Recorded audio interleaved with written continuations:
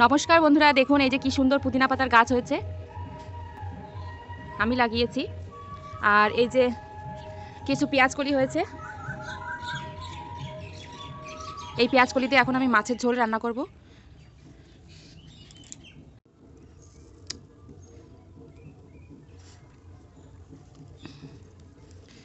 যে কটা পেঁয়াজের কালি হয়েছে এতে আমাদের হয়ে যাবে রান্না।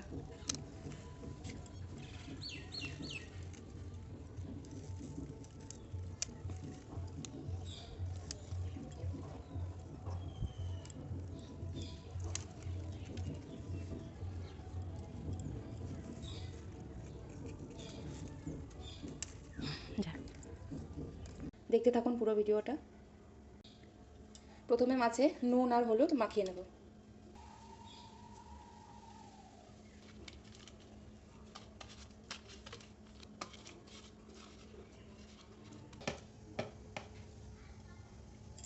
কড়াই নুন দিয়ে দিচ্ছি যাতে মাছগুলো লেগে না যায়। তেল গরম হয়ে গেছে, এখন মাছগুলো আমি এক একে দিয়ে ভেজে নেব।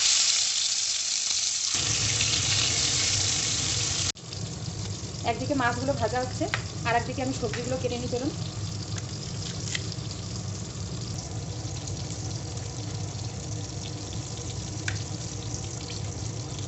পেঁয়াজ কলিগুলো আপনারা ঠিক এরকম সাইজের মতো কেটে নেবেন, দেখতেও ভালো লাগবে আর খেতেও ভালো লাগবে।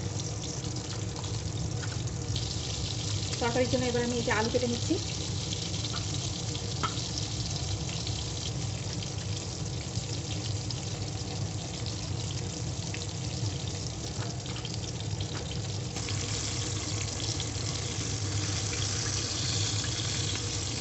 দেখুন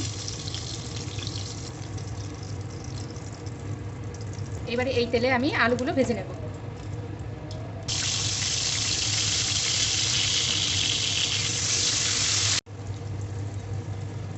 আলু ভাজাগুলো কমপ্লিট হয়ে গেছে, এখন আমি তুলে নিচ্ছি। তেল গরম হয়ে গেছে, এখন আমি এই যে ফোড়নের জন্য কালো জিরে দিয়ে দেবো। একটা বড় সাইজের পেঁয়াজ আমি কুচিয়ে নিয়েছিলাম, সেই পেঁয়াজটা এখন তেলের মধ্যে দিয়ে দিচ্ছি ভাজার জন্য। পেঁয়াজটা একটু লাল লাল করে ভেজে নেব।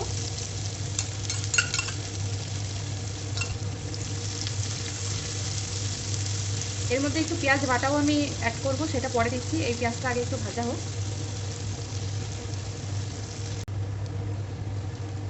পেঁয়াজ আমার ভাজা হয়ে গেছে, এখন এর ভিতরে মশলা দিয়ে দেবো। প্রথমে যে মশলাটা দেবো তা হলো কাশ্মীরি লঙ্কার গুঁড়ো, তারপর দিচ্ছি পরিমাণ মতো হলুদ গুঁড়ো, এবারে দিচ্ছি পরিমাণ মতো ধনে গুঁড়ো, এবারে দিচ্ছি পরিমাণ মতো জিরে গুঁড়ো। মশলাগুলো দিয়ে আমি একটু যে নাড়িয়ে, এখন আমি এর মধ্যে দিয়ে দেবো পেঁয়াজ বাটা, একটু আদা বাটা।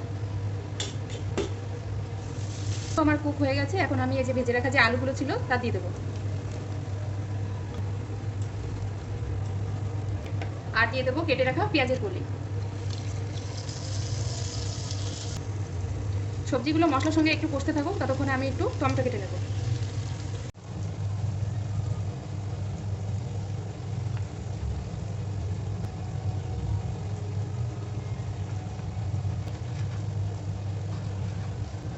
টমেটোগুলো আমি এই যে এইরকম সাইজের কেটে নিচ্ছি, আপনারা চাইলে অন্যরকমও কাটতে পারেন, আপনাদের পছন্দ মতন আপনারা কেটে নেবেন সবজিগুলো।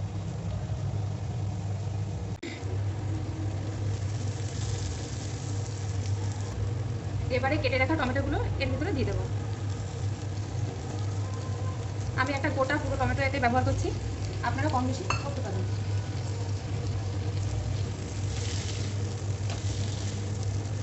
এবারে আমি জল ব্যবহার করব পরিমাণ মতো। দেখুন এই ঝোলে আমাদের মাছ রান্না হয়ে যাবে। ঝোলটা একটু ফুটে এলেই আমরা মাছগুলো দিয়ে দেবো। তার আগে আমি ঢাকনা দিয়ে একটু ঢেকে দিলাম। জল ফুটে এসেছে, এখন আমি চেরা কাঁচা লঙ্কা এর ভিতরে দিয়ে দেবো। এবারে দেবো ভেজে রাখা মাছ।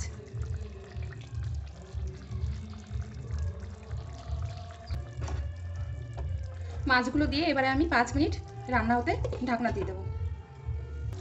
টমেটোর টকটা ব্যালেন্স করার জন্য আমি সামান্য পরিমাণ একটু চিনি দিয়ে দেবো। আজকের রেসিপি আপনাদের কেমন লাগলো অবশ্যই কমেন্ট করে জানাবেন, আর আপনারাও এভাবে বাড়িতে তৈরি করে খাবেন, খুবই দুর্দান্ত লাগে খেতে।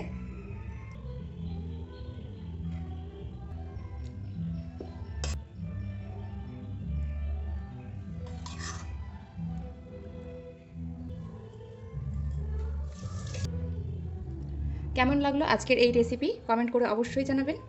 আর নেক্সট আপনারা কী ভিডিও দেখতে চান তাও কমেন্ট করে জানাবেন। আশা করছি আপনাদের আজকের এই রেসিপিটি খুবই ভালো লেগেছে। আপনারাও এভাবে বাড়িতে তৈরি করুন আর সকলে মিলে এনজয় করুন। ভালো লাগলে ভিডিওটি লাইক কমেন্ট শেয়ার করবেন আর অবশ্যই লাইফ অফ দেবরানী চ্যানেলটি সাবস্ক্রাইব করতে ভুলবেন না।